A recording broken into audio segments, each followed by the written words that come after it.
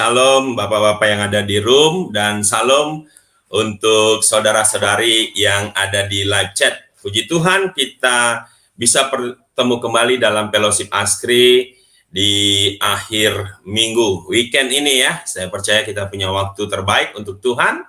Dan sebelum saya sharing firman Tuhan yang menurut saya ini luar biasa ya pagi ini, mari kita berdoa terlebih dahulu. Bapa yang kami sembah di dalam nama Tuhan Yesus Kristus, terima kasih tak henti-hentinya kami mengucap syukur untuk pagi yang baik ini, untuk tidur yang boleh kami nikmati dan kami bangun. Terima kasih untuk setiap napas kehidupan yang Kau berikan kepada kami, dan kami mengucap syukur untuk segalanya. Terima kasih sekali lagi Tuhan, terima kasih untuk segalanya.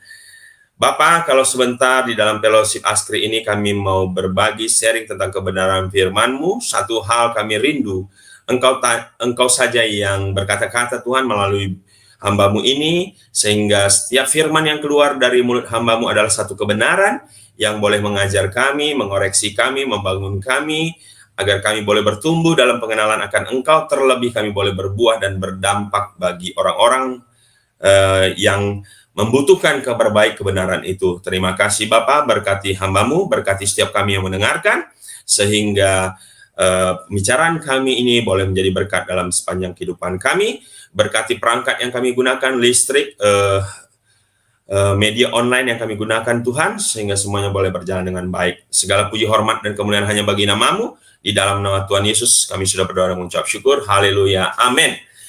Ya, sekali lagi Shalom Bapak Ibu, luar biasa pagi ini. Saya mau sharing satu topik yang saya pikir ini menarik, karena ini adalah hari-hari ya Bapak Ibu, di mana merupakan hari-hari menjelang kedatangan Tuhan Yesus kali kedua. Nah, topik yang saya bagikan adalah Yesus datang, kamu lagi apa? Nah, ini menarik. Yesus datang, kita ini lagi apa pada saat itu? Nah, aktivitas kita lagi apa? Karena ini menentukan Bapak Ibu. Karena hari Tuhan itu datang seperti pencuri yang kita tidak tahu. Dan yang pasti, Yesus datang itu untuk menjemput kita. Nah, oleh karena itu topiknya saya beri tema itu, Yesus datang, kamu lagi apa? Nah, penting sekali lagi apanya Bapak Ibu. Ya, nah oleh karenanya kita akan baca firman Tuhan sebagai pengantar dari sesi sharing ini, yaitu Yohanes 14 ayat 2 dan 3 itu perikop di atasnya itu berkata rumah Bapa. Nah, jadi Yesus berjanji, dia berkata ayat 2 berkata, di rumah Bapakku banyak tempat tinggal. Jika tidak demikian, tentu aku mengatakannya kepadamu, sebab aku pergi ke situ untuk menyediakan tempat bagimu. Dan apabila aku telah pergi ke situ dan telah menyediakan tempat bagimu, nah perhatikan Bapak Ibu, ada satu janji yang Tuhan berikan. Aku akan datang kembali. Jadi Yesus itu akan datang kembali, itu janjinya. Lalu ngapain dia datang kembali? Kalau dia sudah pergi ke rumah Bapa, menyediakan tempat, lalu dia datang kembali, itu mau ngapain? Nah, dia berkata, dan membawa kamu ke tempatku, supaya di tempat di mana aku berada, kamu pun berada. Kasih notes Bapak Ibu, dia akan datang kembali, lalu membawa kamu ke tempatku. Artinya dia datang menjemput kita. Ini penting ya, kata membawa kamu ke tempatku, artinya itu menjemput. Beda kalau aku datang membawa sesuatu yang akan kuberikan kepadamu. Nah, berarti Yesus datang membawa sesuatu dari surga untuk kita. Dia membawa, tapi ini membawanya itu menjemput. Nah, ini dua hal yang berbeda. Kalau dia membawa berarti membawa sesuatu dari surga, tapi dia datang untuk menjemput kita dari bumi ke surga. Nah, ini akan beda dengan kedatangan Yesus di eskatologi di akhir zaman. Itu beda. Itu satu lagi. Ya, kalau kita kenal itu dengan lebih mudahnya itu parousia. Nah, itu beda, Bapak. Saya akan bahas Yesus datang menjemput, bukan Yesus datang membawa sesuatu. membawa malaikatnya, membawa orang-orang kudusnya, bukan. Ini datang membawa kita kembali ke rumah Bapa. Nah, 1 Tesalonika 4, 15-17, kedatangan Tuhan. Nah, Tuhan datang bilang, aku akan datang. Itu janjinya, membawa. Nah, dalam 1 Tesalonika 4, 16-17, kedatangan Tuhan. Nah, Tuhan datang. Ini kami katakan kepadamu dengan firman Tuhan. Kita yang hidup, yang masih tinggal sampai kedatangan Tuhan, jadi akan ada Bapak Ibu, orang-orang yang masih hidup pada saat kedatangan Tuhan Yesus itu. Ya, banyak yang sudah mati, tapi masih ada yang hidup. Sekali kelak tidak akan mendahului mereka yang telah meninggal. Nah, yang hidup ini tidak akan mendahului yang meninggal untuk dijemput lebih dahulu. Enggak. Yang meninggal lebih dahulu. Sebab pada waktu tanda diberi, yaitu pada waktu penghulu malaikat berseru, sangkakala Allah berbunyi, maka Tuhan sendiri akan turun dari sorga, dan mereka yang mati dalam Kristus akan lebih dahulu bangkit. Jadi, yang mati dalam Kristus, orang-orang kudusnya akan lebih dahulu bangkit yang mati. Nah, setelah yang mati bangkit bagaimana? Nah, yang ditemui hidup masih hidup, sesudah itu kita yang hidup, yang masih tinggal akan diangkat bersama-sama dengan mereka. Perhatikan Bapak Ibu. Dalam awan menyongsong Tuhan di angkasa. Ini ayat yang penting di garis bawahi. Jadi kedatangan Yesus kali ini di awan, di angkasa, kita diangkat. Jadi ketemunya bukan Yesus sudah menjejakkan kaki di bumi, tapi di awan, di angkasa. Kalau berbicara parousia, itu kedatangan Tuhan Yesus kali kedua di eskatologi, dia menjejakkan kaki di bumi. Nah, ini di awan. Demikianlah kita akan selama-lamanya bersama-sama dengan Tuhan. Wow, ini penting. Jadi perlu saya garis-garis bawahi Bapak Ibu, supaya kita jangan bingung, ini kedatangan yang kedua yang mana? Ternyata ada dua momen yang berbeda.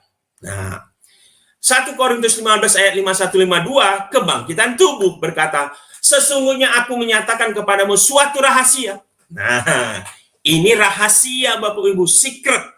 Jadi nggak semua orang mengerti kalau Tuhan tidak singkapkan. Bahkan pendeta-pendeta besar pun tidak mengerti ini Bapak Ibu. Bahkan bukan tidak mengerti, tidak percaya. Luar biasa. Tidak percaya, momen yang ini tidak percaya mereka. Tapi it's okay lah, itu pengenalan akan Tuhan bertumbuh sejauh Tuhan memperkenalkannya. Ya, suatu rahasia apa itu? Kita tidak akan mati semuanya, tetapi kita semuanya akan diubahkan. Diubahkan bagaimana? Dalam sekejap mata. Pada waktu bunyi nafir yang terakhir, sebab nafir akan berbunyi dan orang-orang mati akan dibangkitkan dalam keadaan yang tidak dapat binasa. Sama seperti tadi, dan kita semua akan diubahkan dalam dan diberi tubuh kemuliaan. Nah, jadi 3 kunci ayat-ayat ini, Yesus menyediakan tempat dan akan datang kembali, lalu Yesus datang, membangkitkan yang mati, mengangkat yang hidup, lalu di ayat ketiga 1 Korintus, Yesus memberikan tubuh kemuliaan dalam sekejap mata akan diubahkan. Saya mau mengatakan Bapak Ibu, berarti ayat ini ada, momen ini ada. Maka judul yang saya sampaikan, Yesus datang, kamu lagi apa? Nah, ya bukan lagi di mana, tapi lagi apa? Apakah penting lagi apa ini? Wow, penting sekali Bapak Ibu. Seseorang datang itu pasti ada tujuannya. Ya, tujuannya sudah disampaikan tadi, untuk menjemput, membawa orang-orang kudusnya. Nah, waktu kita dijemput, kita lagi apa? Ini penting loh. Kenapa penting? Karena orang yang dalam posisi-posisi inilah yang akan dijemput. Di luar itu nggak dijemput, Bapak Ibu. Nah, kita akan belajar. Yesus pasti datang kali kedua di awan-awan menjemput gerejanya, orang-orang kudusnya. Kisah Para Rasul 1:9-11, Sesudah ia mengatakan demikian, terangkatlah ia disaksikan oleh mereka, dan awan menutupnya dari pandangan mereka. Ketika mereka sedang menatap ke langit, waktu ia naik itu, tiba-tiba berdirilah dua orang yang berpakaian putih dekat mereka, dan berkata kepada mereka, "Hai orang-orang Galilea, mengapa kamu berdiri melihat ke langit? Yesus ini yang terangkat ke sorga meninggalkan kamu." Jadi murid-murid melihat Yesus naik, terangkat ke sorga. Setelah dia mengatakan, "Aku akan menyediakan tempat bagimu." Akan datang kembali dengan cara yang sama seperti kamu melihat dia naik ke sorga. Nanti kita akan melihat Yesus ketika kita dijemput dan menyambut dia di awan-awan. Sama seperti bagaimana dia terangkat, demikian juga nanti dia datang. Nah, yang menjadi pertanyaan ketika dia datang, Bapak Ibu, saudara-saudari terkasih dalam nama Tuhan Yesus Kristus, kita ini lagi apa? Ini penting. Nah, pertama, saat Yesus datang, kita itu harus dalam keadaan apa? Nah, kita lagi apa? Ini penting. Kita harus pahami kebenarannya. Pertama, hidup kudus dan tak bercacat celah. Pastikan, Bapak Ibu. Dalam 1 Tesalonika 5:23 berkata ini, "Semoga Allah damai sejahtera menguduskan kamu seluruhnya, dan semoga roh, jiwa, dan tubuhmu terpelihara sempurna," perfect Bapak Ibu, "dengan tak bercacat pada kedatangan Yesus Kristus Tuhan kita." Jadi pastikan Bapak Ibu, saudara-saudari, pada saat Yesus datang nanti menjemput kita, membawa kita kembali ke surga, pastikan roh, jiwa, dan tubuh kita terpelihara sempurna, tak bercacat pada kedatangan Yesus Kristus. Maka hari ini dalam proses sanctification, pengudusan, ya, kolaborasi antara Roh Kudus dengan kita, di mana roh kita sudah pasti kudus, Bapak. Tapi bagaimana dengan jiwa karakter kita yang harusnya menjadi serupa dengan gambaran anaknya yang sulung, yaitu Yesus Kristus? Inilah yang hari lepas hari diproses, sanctification. Nah, sanctification ini Bapak Ibu, proses dua pihak, Roh Kudus dan kita. Dalam bahasa teologinya itu sinergistik. Nah, kalau justification and glorification itu monergistik, monergistik artinya satu pihak, hanya Tuhan saja yang melakukan tanpa peran kita, dibenarkan. Di justification itu nggak ada peran kita, Bapak. Tapi kalau sanctification itu peran Roh Kudus dan peran kita. Maka dikatakan hidup kudus dan tak bercacat celah pada kedatangan. Jadi ada usaha kita untuk hidup kudus, hidup suci, hidup benar, sehingga ketika Yesus datang, kita didapati tak bercacat celah. Inilah orang yang akan dijemput Yesus pada kedatangannya, Bapak Ibu. Ini yang pertama. Nah, yang kedua, kita ditemui lagi apa? Hidup dalam berjaga-jaga. Jadi nggak bisa hari ini mengerjakan keselamatan kita itu suka-suka, dikerjakan tidak dikerja, tapi selalu berjaga-jaga seperti seorang penjaga yang selalu waspada, Bapak. Nah, Matius 24:42 berkata, "Karena itu berjaga-jagalah, sebab kamu tidak tahu pada hari mana Tuhanmu datang." Janji tadi Tuhan pasti datang. Tapi masalahnya datangnya kita nggak tahu kapan. Itu kairos Tuhan. Waktu Tuhan itu kairos. Waktu kita kronos. Nggak tahu kita, Bapak. Tapi Tuhan katakan berjaga-jagalah. Markus 13 ayat 33 sampai dan 37. "Hati-hatilah dan berjaga-jagalah, sebab kamu tidak tahu bila manakah waktunya tiba." Waktu Tuhan Yesus datang itu kita nggak tahu. Apa yang kukatakan kepadamu, kukatakan kepada semua orang, berjaga-jagalah. Jadi, yang kedua yang akan dijemput oleh Tuhan Yesus, Bapak Ibu, yaitu orang-orang kudusnya yang selalu berjaga-jaga. Aware, lalu selalu berjaga-jaga, Bapak Ibu. Kita harus siap. Siap apa? Ya, siap hidup kudus terus. Jangan kasih celah kepada iblis untuk masuk, Bapak Ibu. Ya, berjaga-jagalah. Nah, ini menarik, berjaga-jaga. Jadi nggak bisa santai-santai Bapak Ibu. Ya, atau on off. Hari ini ya buat dosa lah. Senin sampai Sabtu buat dosa, ya. Minggu alim lagi karena ke gereja. Nggak bisa Bapak Ibu. Kita lagi berusaha Senin sampai Minggu ya hidup kudus. Berusaha Bapak Ibu, bersama dengan Roh Kudus. Karena ini bicara sinergistik, sinergi antara Roh Kudus dengan kita. Nah, ketiga, orang seperti apa yang akan dijemput? Kita lagi apa, Bapak Ibu? Dikatakan, ya, yang ketiga itu sedang mengerjakan keselamatan. Jadi tidak ada istilah kita ini lagi cuti mengerjakan keselamatan. Tidak ada Bapak Ibu. Kerja di perusahaan boleh cuti. Di dalam Tuhan, ketika kita sudah diselamatkan, mengaku Yesus sebagai Tuhan dan Juru Selamat, bertobat, menerima Dia, lalu kita hidup mengerjakan keselamatan, tidak pernah cuti Bapak Ibu. Karena sekali kita cuti, iblis masuk. Nah, dalam Matius 24 ayat 46 berkata, berbahagialah hamba yang didapati tuannya melakukan tugasnya itu ketika tuannya itu datang. Jadi Bapak Ibu, kita ini harus sedang melakukan tugas kita, mengerjakan keselamatan kita, melakukan panggilan kita, ya, mengerjakan talenta karunia yang Tuhan berikan. Sekecil apapun, minimal satu orang punya talenta, Bapak. Di Tuhan kasih karunia. Kerjakan. Jadi waktu tuannya datang, Tuhan kita datang, Yesus datang, kita didapati lagi bekerja, melayani Tuhan, melayani pekerjaan Tuhan, lagi menginjil, lagi menyampaikan kabar baik. Itu penting sekali Bapak Ibu. Kontradiksi berlawanan dengan hamba yang jahat Bapak Ibu. Hamba yang jahat bagaimana? Matius 24, 8, 49.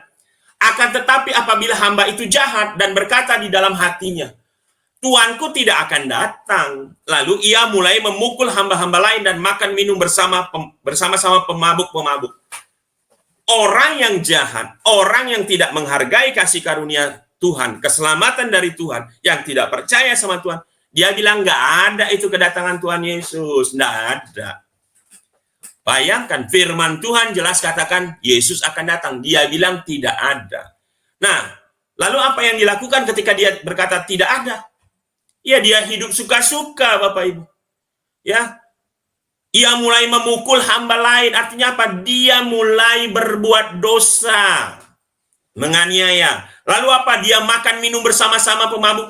Dia hidup hedonis, konsumtif, mementingkan perut dia. Padahal surga itu tidak bicara makanan minuman, Bapak. Dia menghabiskan harinya untuk menyenangkan hatinya. Dia nggak pernah sampaikan kabar baik Injil keselamatan itu. Dia tidak pernah melayani pekerjaan Tuhan atau melayani Tuhan. Padahal dia sudah menerima kabar baik. Dia sudah ditebus oleh Tuhan. Dia nggak pernah mengucap syukur. Dia nggak pernah berdoa, nggak pernah pujian penyembahan, nggak pernah masuk dalam mengerjakan keselamatan itu. Hati-hati Bapak Ibu. Yesus pasti datang. Cuman pertanyaannya, engkau lagi apa ketika Yesus datang? Harusnya engkau lagi mengerjakan keselamatan. Terakhir, Bapak Ibu, apa yang sedang kita lakukan atau lagi apa kita ketika Yesus datang? 4. Setia menuruti firman dan pegang erat firman itu, serta tekun menantikan. Wow, sudah menuruti, melakukan, pegang, jangan sampai lepas Bapak Ibu. Pegang erat apa yang sudah engkau miliki. Keselamatan itu. Jangan sampai diambil. Serta tekun menantikannya. Tekun, ulet, ya, gigih, ya, tekun, setia Bapak Ibu. Kenapa? Ya, Wahyu 3 ayat 10 sampai 11. Karena engkau menuruti firmanku, nah, untuk tekun menantikan aku, menanti loh, tekun menanti. Maka aku pun akan melindungi engkau dari hari pencobaan yang akan datang atas seluruh dunia untuk mencobai mereka yang diam di bumi. Bapak Ibu, hari-hari ini adalah hari-hari yang semakin dekat menjelang kedatangan Tuhan Yesus. Tanda-tandanya sudah nampak, Bapak Ibu. Ya, tanda-tanda deru perang, sakit penyakit, sampar, ya, kesulitan makan, harga-harga mulai naik, seluruh negara. Di China, wah, ada memborong makanan, toko-toko kosong. Bapak Ibu baca berita beberapa hari lalu, di China sudah deflasi. Deflasi itu artinya apa, Bapak Ibu? Deflasi itu suatu kondisi pertumbuhannya sudah stagnan, tapi harga-harga naik. Biasanya kalau harga-harga naik, ya memang lagi bertumbuh bergairah, ya perekonomian naik, permintaan naik, ya produksi naik, harga naik, is okay. Tapi ini pertumbuhan tidak naik, stuck. Tapi inflasinya naik, stagflasi, Bapak. Nah, ini bahaya.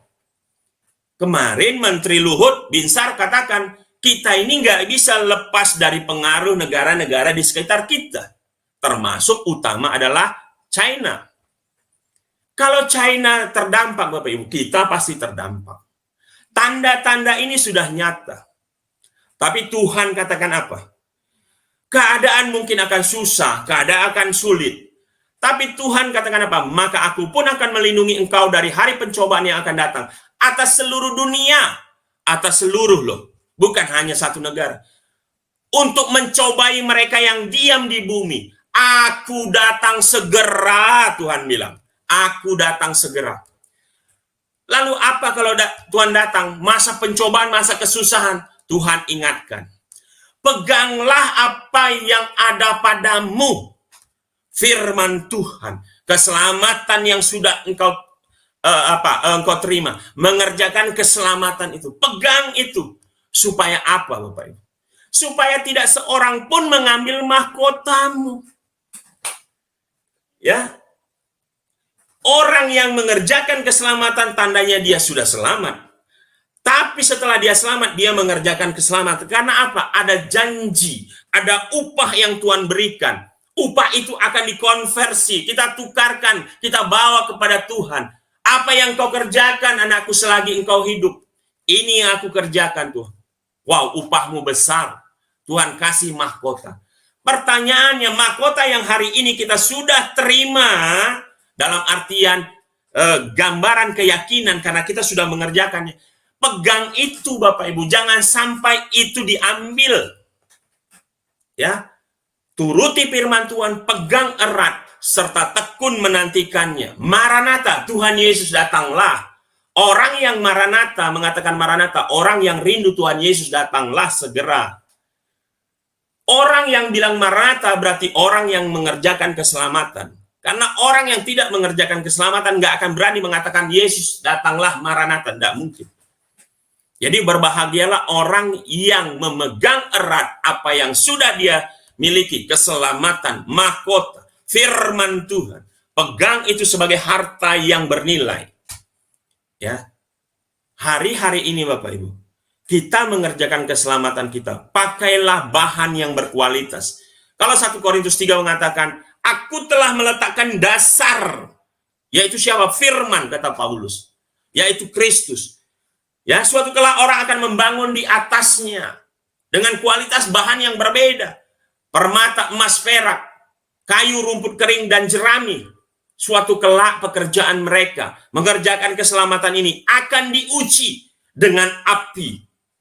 Ya, pekerjaan yang baik, yang benar, kualitas perak, emas, batu permata dibakar akan semakin murni dan mereka akan beruntung karena mereka akan mendapatkan upahnya, mahkotanya.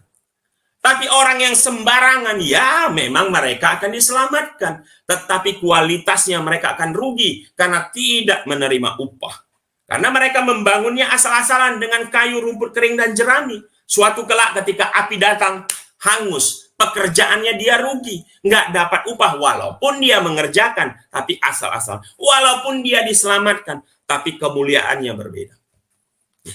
Jadi Bapak Ibu, saya mau sampaikan, Tuhan Yesus pasti datang. Aku datang segera, Tuhan Yesus katakan. Tapi pertanyaannya, ketika Tuhan Yesus datang, engkau lagi apa? Perhatikan Bapak Ibu. Ya, engkau hidup kudus? Engkau mengerjakan keselamatanmu? Engkau berjaga-jaga?